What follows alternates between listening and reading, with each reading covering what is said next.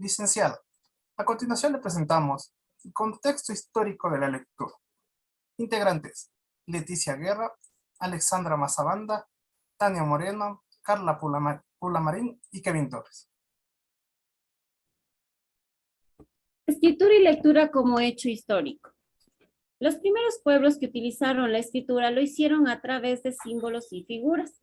La escritura egipcia no tenía ningún sonido fonético, lo utilizaban los sacerdotes y no necesitaban saber dibujar bien. Los chinos utilizaban caracteres pictográficos, tenían dibujos y representaciones, las mismas que se mantienen hasta el momento. Los sumerios utilizaron la escritura cuneiforme, combinaban números y dibujos de animales. El principal problema de ellos era que no todos sabían dibujar.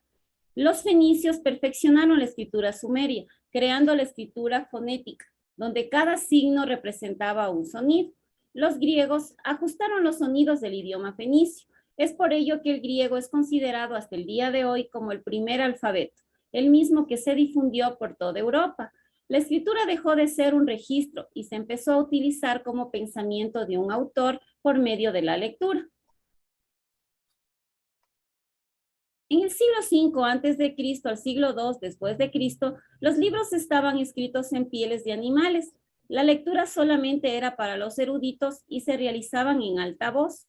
En la época helenística, la literatura se enfocaba en la composición y los libros eran conservados en grandes bibliotecas. En el año 31 a.C., cuando Roma se apoderó de Grecia, los libros eran utilizados por los sacerdotes. Y en el siglo II a.C. hubo una creciente demanda de la lectura. Por ello surgieron las bibliotecas tanto públicas como privadas. En la Edad Media, cuando empezó la lectura silenciosa, se leían los libros para conocer acerca de Dios, la salvación del alma, pero también se seguía manteniendo la lectura en alta voz, pero solamente en espacios como iglesias, los claustros y las cortes señoriales. En la época del Renacimiento, revolucionó en cambio la lectura silenciosa.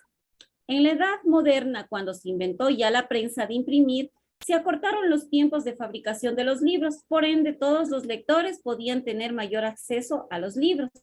Y es a partir del siglo XVII que se muestra un gran interés ya por la lectura, siendo ahí ya que mujeres, niños y hombres podían leer.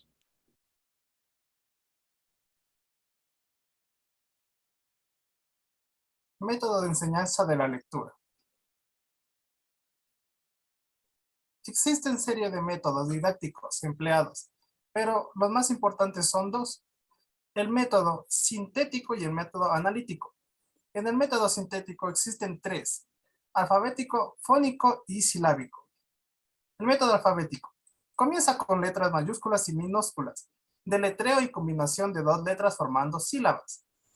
El método fónico: forma y sonido de letras repetidas asociándose y pronunciación.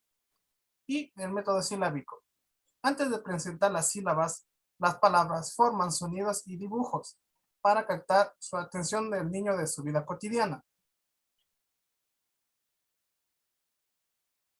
El método analítico se divide en tres: método de palabra completa, método global y método natural integral. Método de la palabra completa. Se asocia por medio de los dibujos, hacen referencia a los objetos de su vida cotidiana. El método global. Aprende a leer palabras, frases y surgen conversaciones con sus estudiantes y compañeros. El método natural e integral. Son capaces de comprender cada una de las características de la escritura. Forman letras de dos o más sílabas. Modelos de aprendizaje para la lectura. Código alfabético. Se caracteriza por ser indispensable su aprendizaje. Tiene dos rutas independientes. La una es fonológica y la otra es léxica. También tenemos el modelo holístico. Se basa por competencias lingüísticas. También se enfoca por el código alfabético por medio de descubrimiento.